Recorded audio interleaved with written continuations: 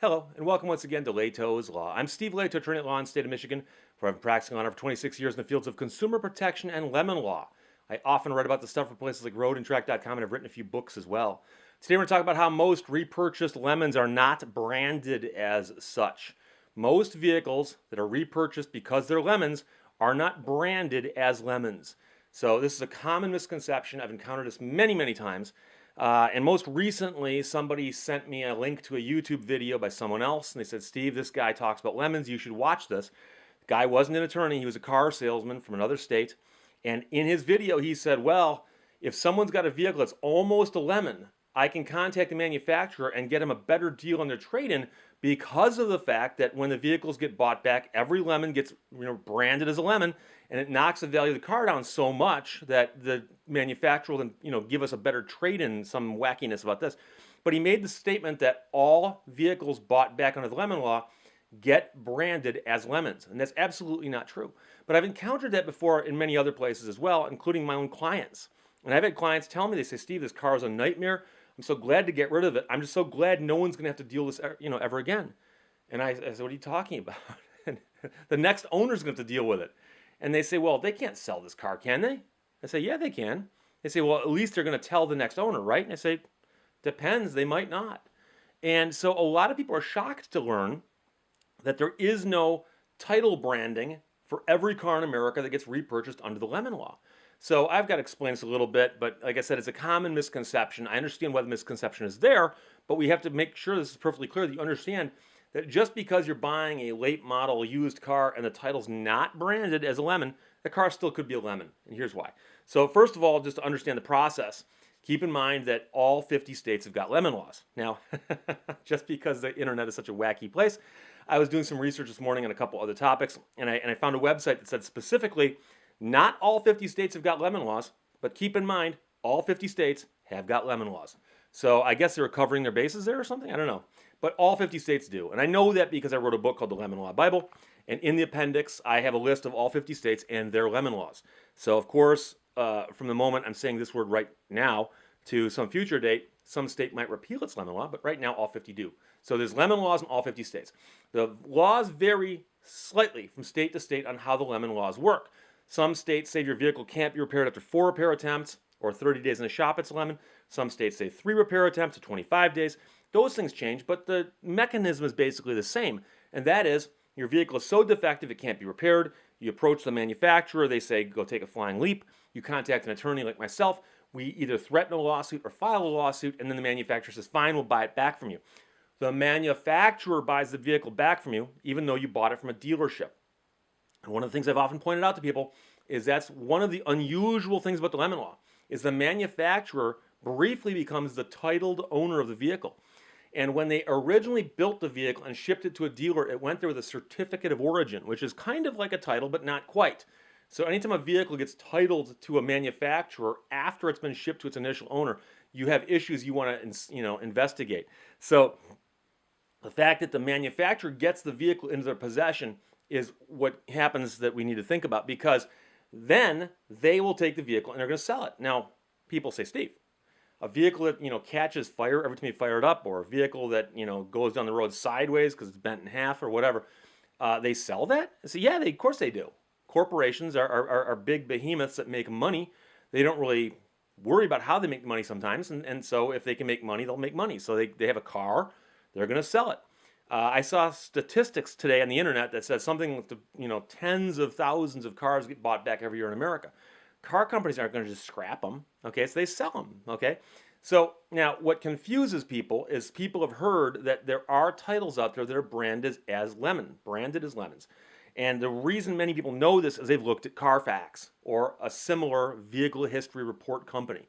So if you look at any company that issues vehicle history reports, and I might use Carfax now as a generic example, but there are other ones out there, they will often say things like, does the vehicle carry a brand on its title? Is the title branded? And it'll say the kinds of brands you might see are salvage vehicle, rebuilt salvage vehicle, or lemon. So a lot of people assume that because they've heard that or seen that must be true in all 50 states. I believe all 50 states, although I could be wrong, and if you know I'm wrong on this, please let me know. But I believe all 50 states have a thing called salvage. Okay, so a vehicle gets involved in a hellacious accident, it's darn near destroyed, has virtually no value except as a paperweight. So the insurance company hands you a check to buy another vehicle, less depreciation, so on and so forth. And you then give them title to the vehicle. They take the vehicle, which is wrecked, drag the carcass to an auction, and they sell it. And they will sell it, and it'll wind up with a salvage title, indicating the vehicle was at one point or another deemed by an insurance company to not be worth fixing. Okay, and we all know that once in a while, those formerly salvaged vehicles can wind up back in the stream of commerce legally if someone gets a rebuilt salvage designation for it, which I think I've spoken about before, but if not, I'll do a video on that in the future. But occasionally where somebody will actually pull some scam, fix the vehicle themselves, wash the title somehow, and wind up with a clean title bearing no designation or any branding on it, and they'll sell the vehicle to somebody else, and somebody else will go, wait, I did title history, and it had an owner, then it had an insurance company, salvage title issued, and now I've got a clean title, but the car goes, sideways down the street and it's about to break in half.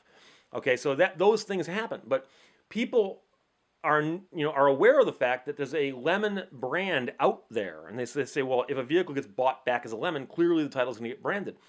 Well, there's only like 12 or 14 states that require and even have a brand for a lemon law buyback. Michigan is not one of them. That's why I tell my clients, no, your vehicle's going to wind up back in the stream of commerce.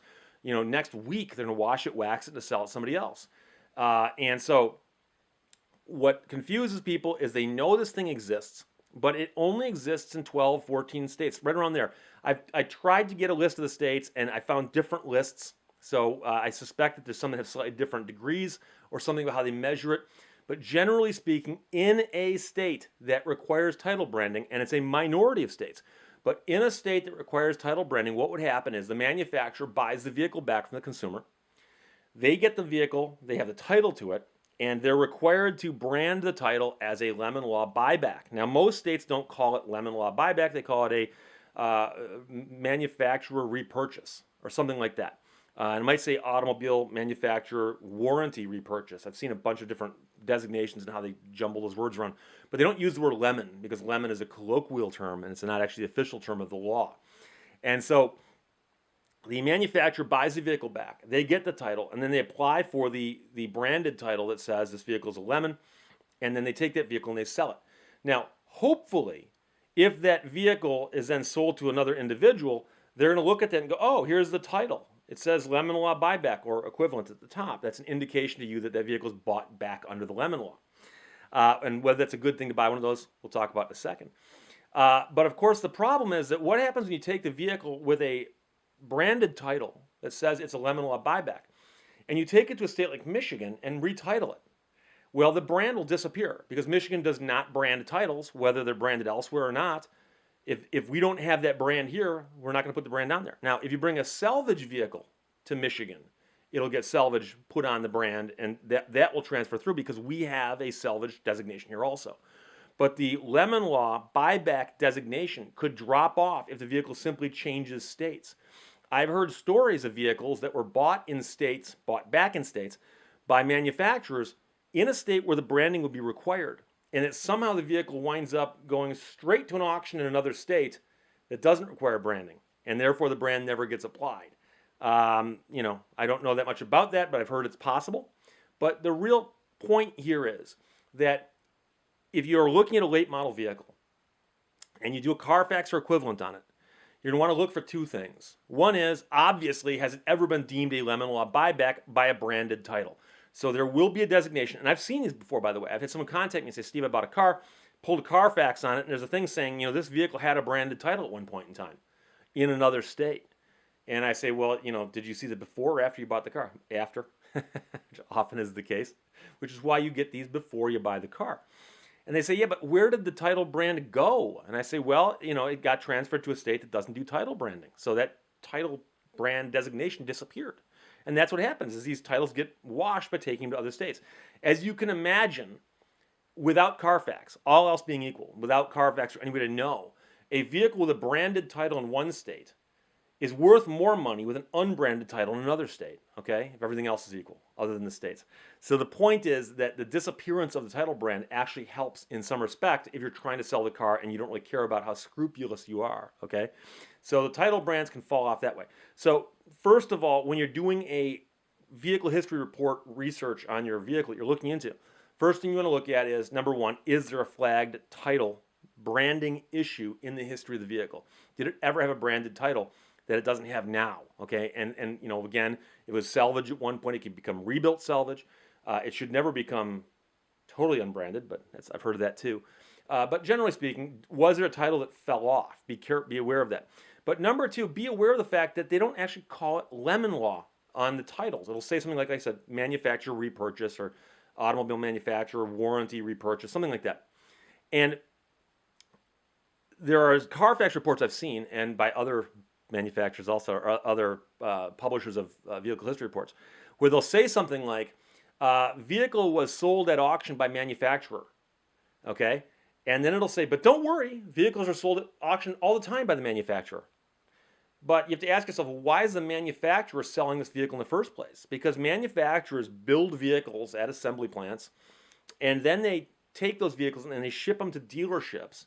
And it shows up at the dealership with a thing called a certificate of origin. It's not even a title, it's a certificate of origin. And certificate of origin looks like a title, but it's actually the birth certificate for the car. So a brand new car has a certificate of origin, shows up at the dealership. So the very first title, the certificate of title that gets issued to that car, goes to the initial purchaser of the car.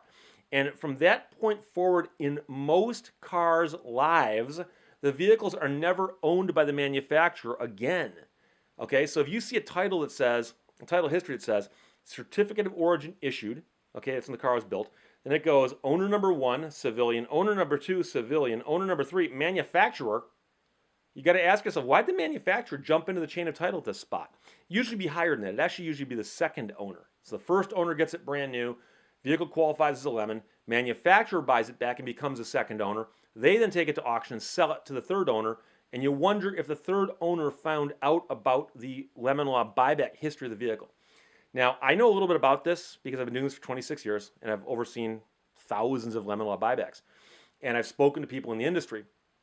And a lot of the cars that are bought back in Michigan from my clients wind up at auctions, and they're sold at auction, sometimes in Chicago, to dealerships. These are not auctions open to the public. They're only open to dealerships. So guys from dealerships and gals show up at the auctions, and these vehicles cross the block.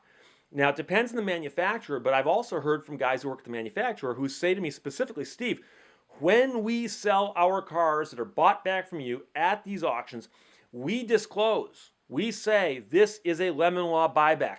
And he says, and then we also disclose what was wrong with it. It was brought in 3 times the transmission, or 4 times the transmission, or 5 times the engine, whatever.